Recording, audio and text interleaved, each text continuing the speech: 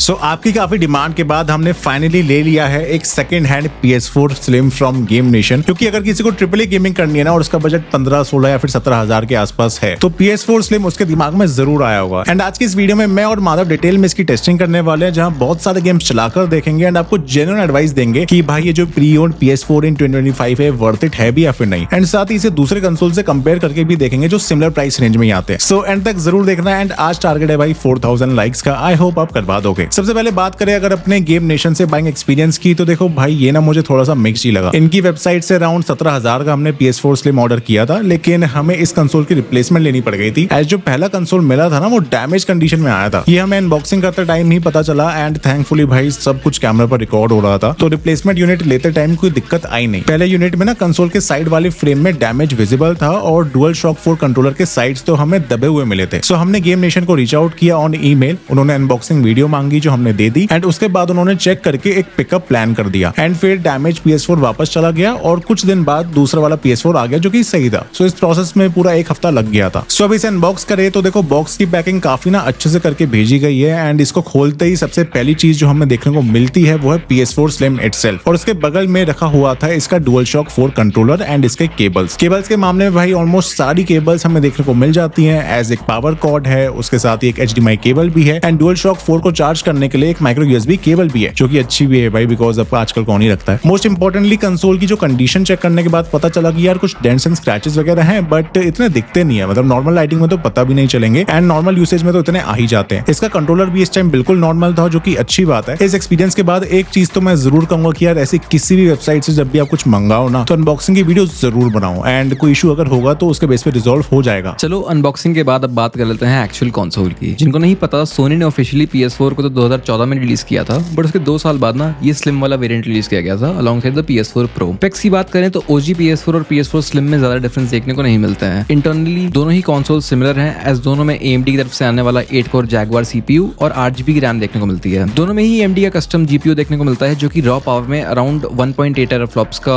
Power produce करता है। Depending upon the variant आप या तो 500GB या फिर 1 TB वाली हार्ड ड्राइव वाला वेरिएंट ले सकते हो। वैसे एक क्विक हैक बताऊं, since hard drives already slow होती है इसलिए नॉर्मल यूजेज के टाइम ना PS4 थोड़ा स्लो फील हो सकता है, बट अगर आप कोई भी नॉर्मल SATA SSD को PS4 पे अपग्रेड करते हो ना तो उसमें बहुत सारा फर्क देखने को मिल सकता है। एंड PS4 में SSD अपग्रेड करना उतना डिफिकल्ट भी नहीं है, आपको बस एक प्लास्टिक का पीस रिमूव करना पड़ता है, एक स्क्रू रिमूव करना पड़ेगा एंड देन आप इसकी हार्ड ड्राइव को इजीली रिप्लेस कर पाओगे। इंटरनली OG PS4 और PS4 Slim में बस यही डिफरेंस है कि OG PS4 की वाईफाई चिप थोड़ी पुरानी है, इसलिए उसमें 5 GHz के वाईफाई कनेक्शंस का सपोर्ट देखने को नहीं मिलता है। On the other hand PS4 Slim में आप अपने 5 GHz वाले वाईफाई कनेक्शंस को भी यूज कर पाओगे फॉर फास्टर स्पीड्स। बाकी और डिफरेंसेस तो हमें बाहर से ही देखने को मिलते हैं। As PS4 Slim as name suggest OG PS4 के कंपैरिजन में ज्यादा स्लिम है। बात कर लें अगर बटन्स और पोर्ट्स की, तो सामने की साइड PS4 पर 2 बटन्स देखने को मिलते हैं। एक है पावर बटन, जो कि depending upon the state of the PS4 वो अपना कलर चेंज करता रहता है। फिर बगल में हमें देखने को मिलते हैं 2 USB 3.0 वाले पोर्ट्स, जो कि एक्सेसरीज कनेक्ट करते टाइम काम आते हैं और डुअल शॉक 4 को चार्ज करते टाइम भी। पीछे पावर इनपुट के लिए एक पोर्ट दिया गया है, उसके बगल में ऑक्स पोर्ट है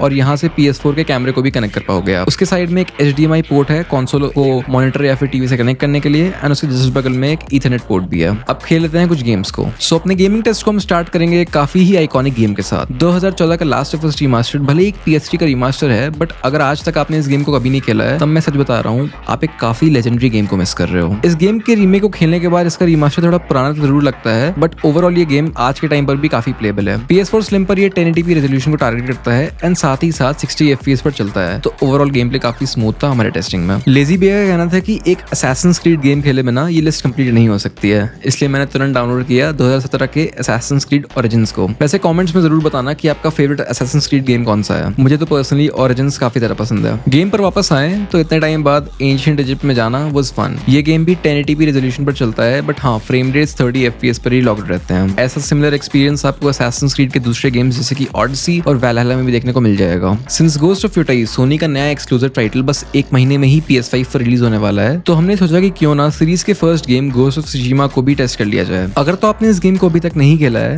तब तो ये कहना सही रहेगा कि जिन सकई जैसे अमेजिंग कैरेक्टर की आप बहुत ही इंटरेस्टिंग स्टोरी को मिस आउट कर रहे हो। इसे easily best games of all time में भी इंक्लूड किया जाता है। वेल एनीवेज PS4 Slim पर ये गेम 1080p पर चलता है एंड गेम प्ले और कट सीन्स दोनों ही 30 FPS पर लॉक्ड रहते हैं, बट हाँ ओवरऑल एक्सपीरियंस काफी अच्छा था गेम को खेलते टाइम। चलो ये सब तो फिर भी लाइट गेम्स थे, इसलिए नेक्स्ट अप हमने एक ऐसा गेम चूज किया जिसने PS4 को रुला ही दिया। आपको तो याद ही होगा कि जब Cyberpunk 2077 रिलीज हुआ था ओरिजिनली, तो वो सारे कंसोल्स पर उसका कितना बुरा हाल था। एंड सच बोलूं तो आज के टाइम पर भी ना ये गेम PS4 पर खेलने लायक बिल्कुल भी नहीं है, क्योंकि जो इसका 2.2 वाला अपग्रेड मिला था इसे, वो सिर्फ नेक्स्ट जेन कंसोल्स के लिए था, जिसमें फैंटम लिबर्टी DLC भी नहीं आती है। तो मेरी रिकमेंडेशन तो यही रहेगी कि साइबरपंक जैसे गेम को एक्सपीरियंस करने के लिए आपको PS5 या फिर एक हाई एंड PC पर खेलना चाहिए। वैसे हाँ, अगर PlayStation एक्सक्लूसिव पर, तो इसके बाद हमने टेस्ट किया एक ऐसा गेम जो कि PS4 पर सोनी का लास्ट एक्सक्लूसिव टाइटल था। 2022 के एंड होते होते सोनी ने गॉड ऑफ वॉर रैग्नारॉक को PS4 और PS5 दोनों पर रिलीज किया था, एंड तब से ये गेम लास्ट क्रॉस जेन गेम बन चुका है सोनी की तरफ से आने वाला। बट हाँ, अगर PS4 स्लिम की परफॉर्मेंस को हम रेगुलर PS5 से कंपेयर करें तो 8 टेराफ्लॉप्स का फर्क हमें जरूर देखने को मिल जाता है। PS5 पर ये गेम हाई रेजोल्यूशन में भी चलता है, उसके साथ ही साथ एक 60 FPS का परफॉर्मेंस टॉगल भी देखने को मिल जाता है, जिससे एक्सपीरियंस काफी ज्यादा सही रहता है। वैसे तो मेरा मन नहीं था कॉल ऑफ ड्यूटी वॉरज़ोन को इस लिस्ट में ऐड करने का, but since black ops 7 franchise की लेटेस्ट एंट्री जो कि 2025 के एंड में आ रही है, वो PS4 पर भी आने वाली है, इसलिए मैंने सोचा कि वॉरज़ोन को टेस्ट कर लिया जाए। वेल, ये गेम डायनामिक 1080p रेजोल्यूशन पर चलता है, बट फ्रेम रेट्स बहुत ही ज्यादा बफर करते रहते हैं। कुछ लाइट सीक्वेंसेस में गेम 60 FPS हिट तो कर देता है, बट नॉर्मल गेम प्ले के टाइम ना फ्रेम रेट नॉर्मली 40 से 50 FPS के बीच में ही रहते हैं। सेफ टू से कि आइडियल ऑनलाइन एक्सपीरियंस के लिए ये गेम आपको करंट जेन कंसोल्स या फिर PC पर ही खेलना चाहिए। ऑनलाइन मल्टीप्लेयर गेम्स की बात हो ही रही है, तो ये मेंशन करना भी जरूरी है कि गेम टेस्टिंग के टाइम हमें कुछ ऐसे भी गेम्स देखने को मिले जो कि अब PS4 पर एंड ऑफ लाइफ पर आ चुके हैं, एंड इनका सपोर्ट अब एंड हो रहा है। इसका मतलब ये है कि इन गेम्स को अब आप PS4 पर नहीं खेल पाओगे। कुछ एग्जांपल्स दूं तो प्लेयर्स अननोन बैटलग्राउंड्स यानी कि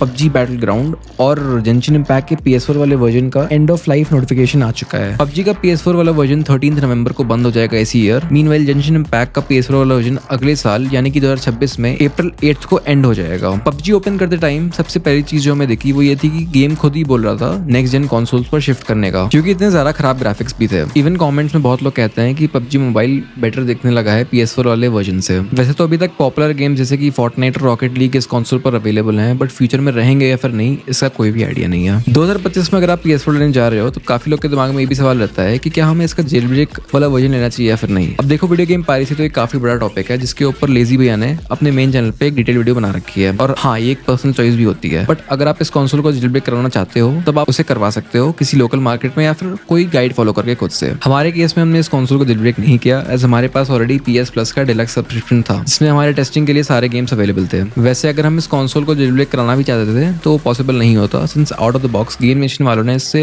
लेटेस्ट फर्मवेयर पर अपडेट करके ही भेजा था। जिनको नहीं पता, अगर आप PS4 को जेल ब्रेक कराना चाहते हो तो उसका फर्मवेयर वर्जन 11 से नीचे होना चाहिए। तो हाँ, अगर आप मार्केट में एक अनमॉडिड PS4 लेने निकले हो जिसको आप बाद में जेल ब्रेक करोगे तो इस बात का ध्यान आपको जरूर अपने दिमाग में रखना चाहिए। अगर बात लास्ट जेन कंसोल्स की हो ही रही है तो Xbox One को हम कैसे भूल सकते हैं। अब आई देखो, Xbox One तो इतना पॉपुलर नहीं है इंडिया मार्केट में, बट सिंस Xbox तरफ से आने वाला One S मार्केट में सिमिलर प्राइस रेंज में देखने को मिल जाता है, तो कुछ लोग को दोनों ही कंसोल्स को चूज करते टाइम थोड़ी कंफ्यूजन हो सकती है। सिंपल आंसर दूं तो आज के टाइम पर Xbox One लेना बिल्कुल भी वर्थ इट नहीं है, क्योंकि देखो PS4 की एक्सक्लूसिव की लाइब्रेरी काफी ज्यादा बेटर है, और अगर तो आप जेल ब्रेक कराने का देख रहे हो तब वो सिर्फ PS4 पर ही पॉसिबल होगा, एज Xbox One के लिए मार्केट में कोई भी जेल ब्रेक अवेलेबल नहीं है। बट अगर बात आती है PS4 वर्सेस सीरीज S की, तो यहाँ पर डिपेंड करेगा कि आप कौन से गेम्स खेलते हो। देखो, सीरीज S तो एक नेक्स्ट जेन कंसोल है, इस रीजन से आप इस पे लेटेस्ट रिलीजेस 2025 के और बियॉन्ड खेल पाओगे, बट PS4 पर ऐसा पॉसिबल नहीं होगा। बस आप इस पे कुछ एक्सक्लूसिव खेल पाओगे, वो भी लास्ट जेन के। हाँ, वो अलग बात है कि इस जेन में सोनी के एक्सक्लूसिव